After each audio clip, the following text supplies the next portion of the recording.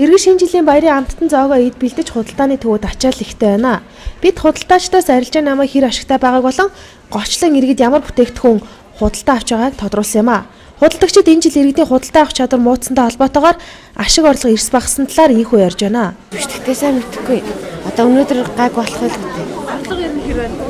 Гайгүй. Өдрөөр төсөн гайгүй нэмэгдээл шүү дээ. Өмнөх жилтэй харьцуулахад буурсан байгаа шүү дээ ер нь. Ер нь хүмүүс энэ жилийнхаа бэлтгэл ер нь хэр их юм авч ийн хэдэн өргөн. Ер нь бол нэг хүүхдүүдтэй л юм авч. Бэлэгнээл юм. Хүмүүсийн амьдрал тийм л байна да. Уул гайгүй байна боломжтой авч. Энэ жил нөгөө хүмүүсийн худалдаа авалт буурсан гэдэг асуулт ирээд байна. Хүмүүс ер нь худалдаа авах чадвар нь хэр байна өмнөх жилүүтэй харьцуулахад? Яг худалдаа авах чадрын хувьд бол гайгүй дайггүй л. Сайн л авч штэ хүмүүс.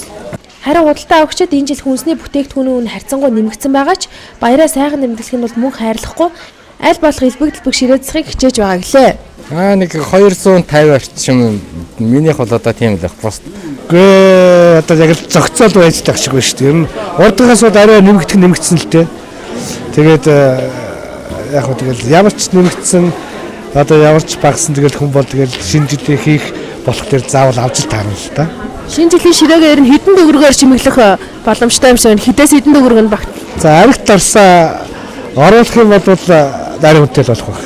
Зүгээр яг хөө чихэр жимс торт гэдэг одоо салаад гэж чимээ бол 50,000 за 100,000 заасан дээр ямар ч байсан шинэ жилийн сайхан ширээгээ чимчих واخа.